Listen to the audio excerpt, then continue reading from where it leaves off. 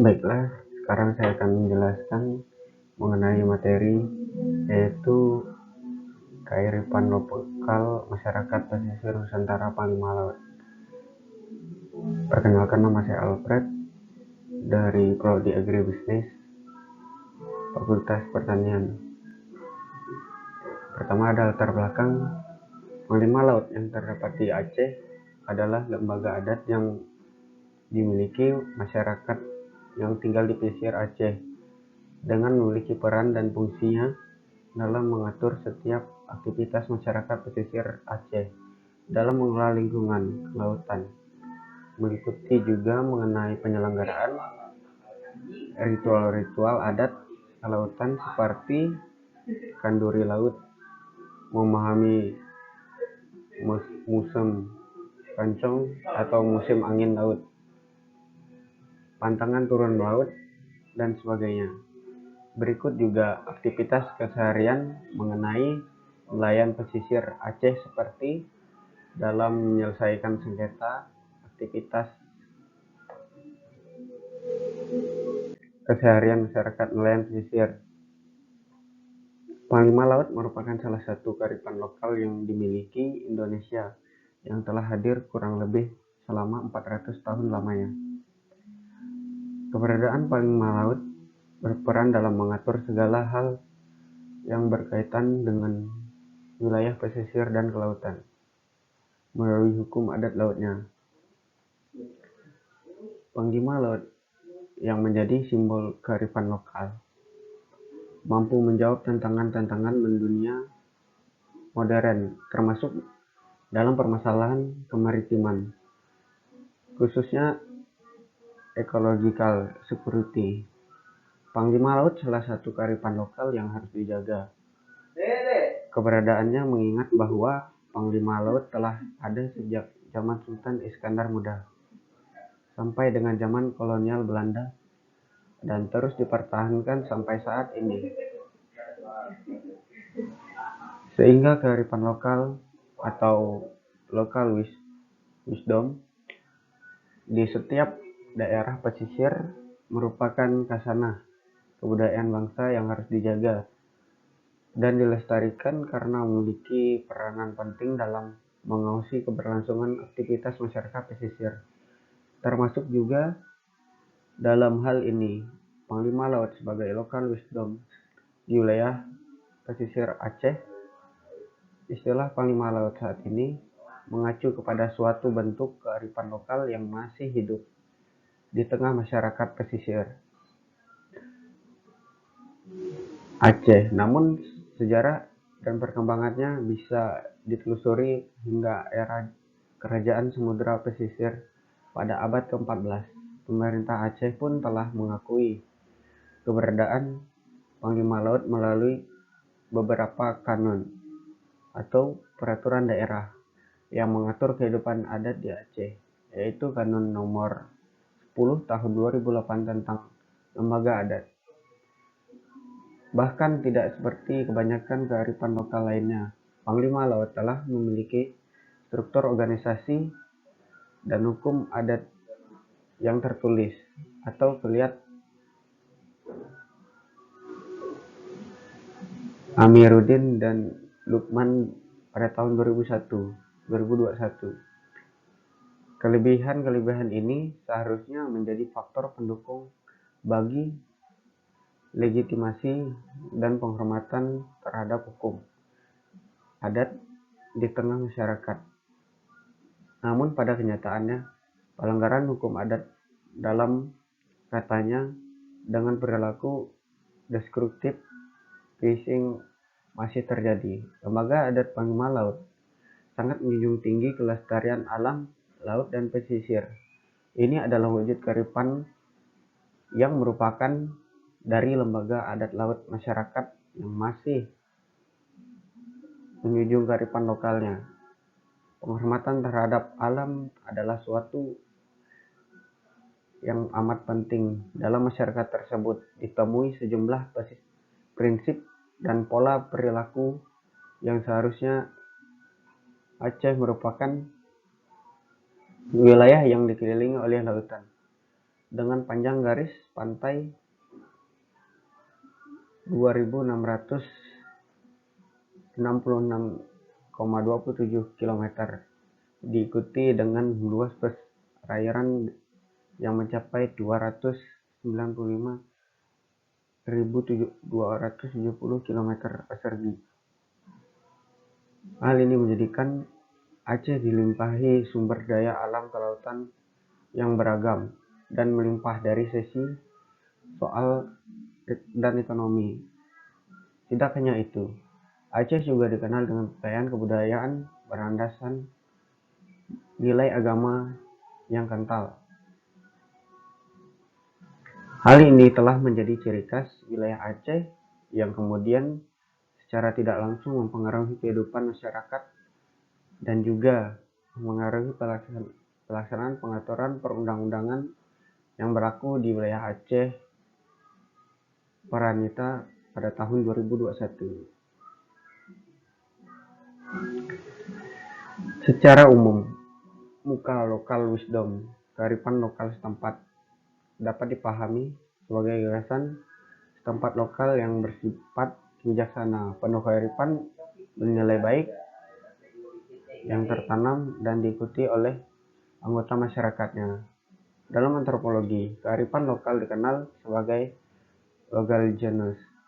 Menurut Gobiah, kearifan lokal genius adalah kebenaran yang telah mentradisi atau eject dalam suatu daerah. Kehadiran Panglima Laut menunjukkan bahwa hingga saat ini kearifan lokal masih sangat berpengaruh terhadap kehidupan sehari-hari masyarakat. Kearifan lokal mampu hadir dapat menjadi salah satu jawaban atas berbagai masalah terkini, khususnya ancaman kemaritiman. Panglima Laut berwenang untuk menjaga wilayah pesisir dan kelautan. Kelembagaan Panglima Laut di Aceh menempatkan Panglima Laut sebagai pemimpin adat istiadat kebiasaan-kebiasaan yang berlaku dalam menangkap ikan, mengatur wilayah penangkapan ikan, dan menyelesaikan sengketa. Kemudian di bagian B ada nilai-nilai budaya kemaritiman. Panglima Laut di Aceh adalah bagian dari tradisi kemaritiman yang kaya nilai-nilai budaya kemaritiman. Panglima Laut di Aceh mencerminkan hubungan mendalam masyarakat dengan laut dan kehidupan maritim. Peran Panglima Laut tidak lepas dari menjaga kekuatan kekeluargaan, hubungan solidaritas antar para nelayan, membentuk aturan adat atau hukum adat, melakukan pengawasan dan pengecekan terhadap jenis-jenis dan metode penangkapan ikan, serta melakukan sosialisasi tentang berbagai perkembangan ilmu teknologi serta hubungan manusia dan alam. Panglima Laut juga berperan menjadi referensi masyarakat nelayan atas hal-hal tertentu, misalnya dalam menyelesaikan sengketa dengan nelayan asing, menyampaikan aspirasi nelayan lokal apabila bertentangan dengan kapal-kapal asing, dan bentuk negosiasi lainnya sehingga tercipta hubungan mutualisme antara pemerintah dan masyarakat nelayan. Seperti yang ada gambar di atas, nilai budaya kemaritiman Panglima Laut mencerminkan hubungan dalam masyarakat dengan laut dalam kehidupan maritim. Panglima Laut juga wewenangan dalam mengatur para nelayan. Di antaranya wewenangan Panglima Laut adalah pertama,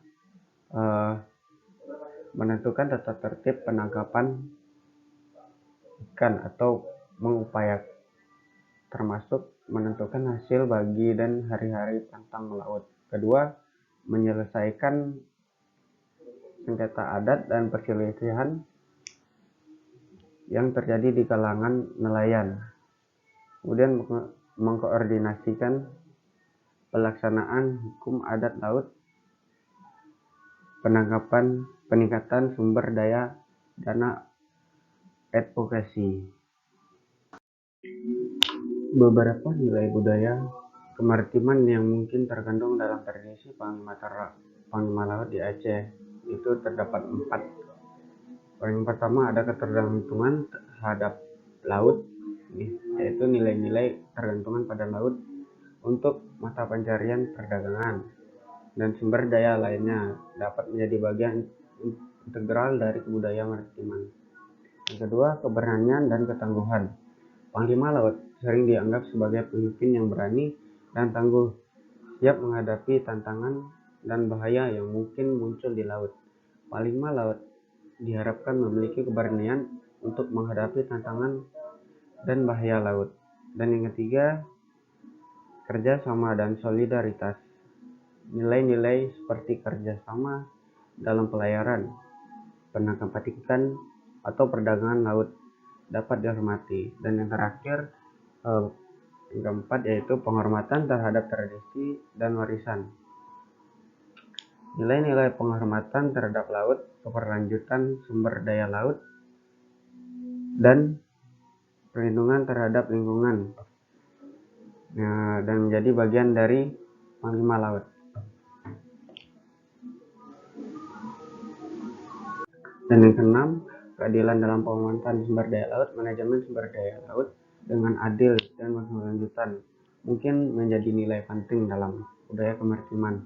Yang ketujuh, kepekaan terhadap lingkungan dalam budaya kemaritiman. Nilai-nilai budaya kemaritiman yang menekankan kepekaan terhadap lingkungan melibatkan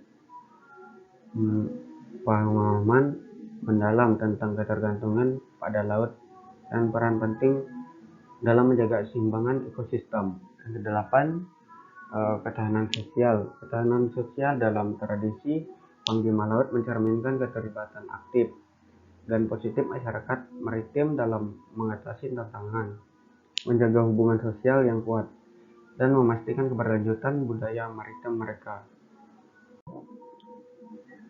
Kemudian di bagian C ada jenis-jenis norma dan aturan yang berlaku. Aturan mengenai tata cara melaut, termasuk larangan melaut pada hari-hari tertentu, termasuk peringatan gempa bumi atau tsunami Aceh pada tanggal 26 Desember pada tahun 2004 merupakan bagian dari pelestarian lingkungan hukum adat laut yang diperintahkan Panglima Laut. Jenis-jenis atau norma atau hukum adat laut yang dibuat meliputi: pertama, larangan mencari ikan dengan meledakan bom atau racun. Yang kedua, larangan menebang pohon di tepi pantai. Dan yang ketiga, menetapkan hari pantang laut atau hari-hari yang dilarang untuk turun ke laut.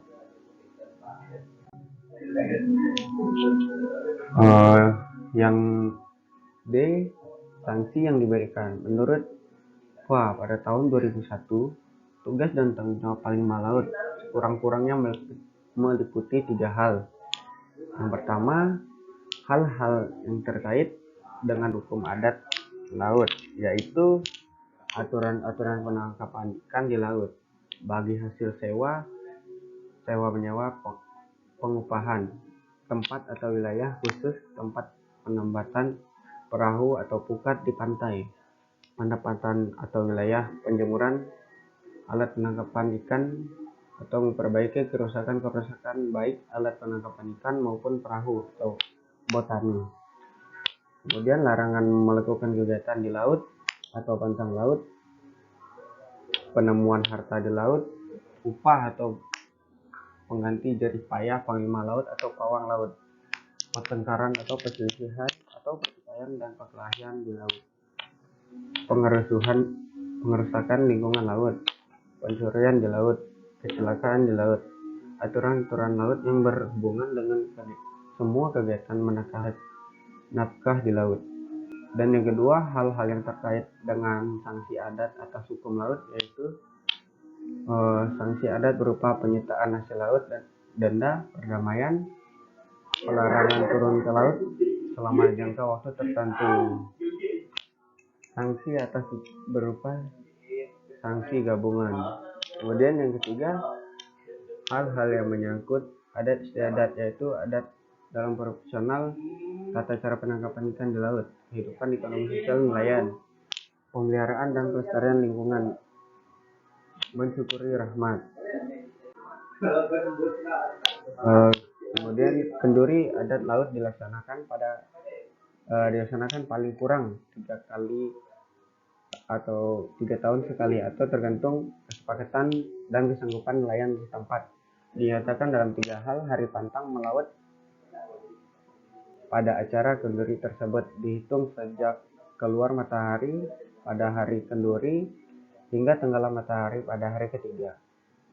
Ketentuan-ketentuan adat yang lainnya adalah sebagai berikut. Yang pertama, pada hari Jumat dilarang melaut selama 1 hari, terhitung sejak tenggelam matahari pada hari Kamis hingga terbenam matahari pada hari Jumat. Yang kedua, pada hari Idul Fitri dilarang melaut selama 2 hari, dihitung sejak tenggelam matahari pada hari megang hingga terbenam matahari pada hari kedua hari raya. Yang ketiga, pada hari raya Idul Adha dilarang melaut selama 3 hari, dihitung sejak tenggelam matahari pada hari megang hingga terbenam matahari pada hari 3 hari raya. Keempat, pada hari kemerdekaan 17 Agustus dilarang melaut 1 hari, dihitung sejak tenggelam matahari pada tanggal 16 Agustus hingga terbenam matahari pada tanggal 17 Agustus. Yang kelima, setiap tanggal 26 Desember dilarang melaut selama 1 hari, dihitung sejak tenggelam matahari sampai Desember hingga terbenam matahari pada tanggal 25 Desember hingga 26 Desember.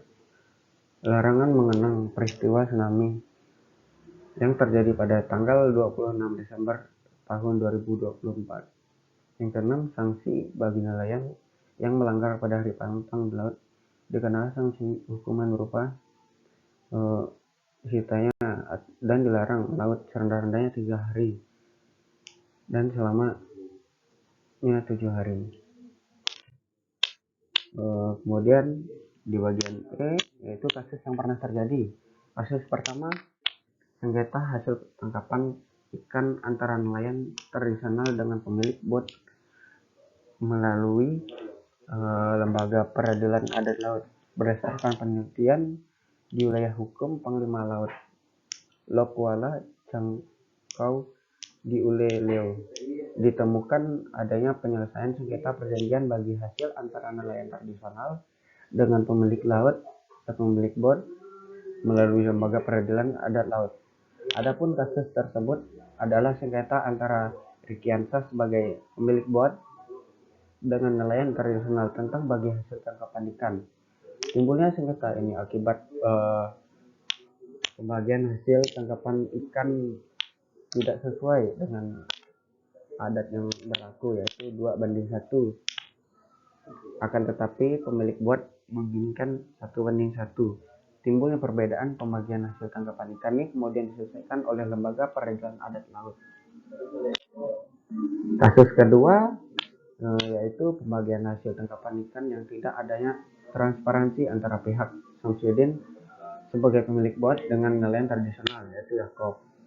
Masing-masing nelayan tradisional mengetahui dengan pasti beberapa bagian upah yang diterima berdasarkan jenis pekerjaannya, akan tetapi mereka tidak mengetahui dengan pasti beberapa jumlah pengeluaran yang dilakukan oleh pemilik bot, misalnya belanja pembekalan mereka selama melaut. Akibat pemilik bot tidak adanya transparansi mengenai hal tersebut, sehingga membuat nelayan tradisional merasa upah yang tidak sesuai dengan pembagian hasil tangkapan ikan yang kemudian diselesaikan melalui Lembaga Peradilan Adat Laut.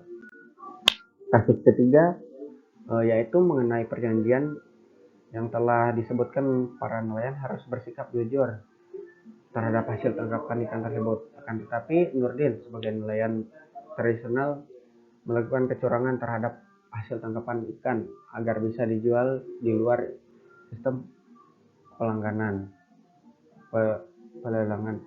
Mengetahui hal tersebut, Burhan yang merupakan temannya ketika ikut melaut bersama memberitahukan kepada pemilik bot langsung meminta penjelasan dari Nurdin, yang mana telah melakukan kecurangan terhadap hasil tangkapan ikan dari laut yang sebenarnya, akan tetapi Nurdin tetap tidak mau mengakuinya, sehingga pemilik bot memilih sengketa ini diselesaikan oleh Lembaga Peradilan Adat Laut.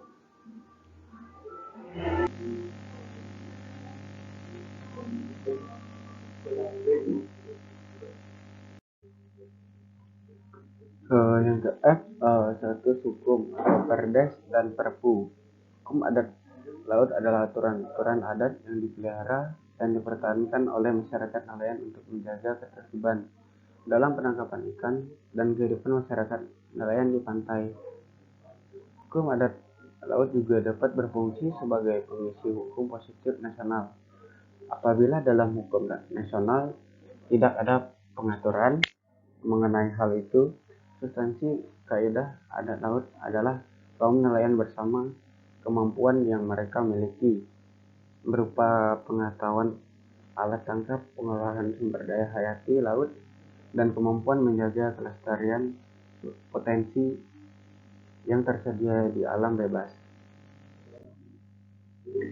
Pada masalah kewenangan adat laut meliputi wilayah laut dari pantai hingga jarak tertentu yang ditetapkan secara adat, yaitu ke darat sebatas ombak laut pecah dan ke laut lepas sejauh kemampuan sebuah perahu pukat mengelola sumber daya kelautan secara ekonomi.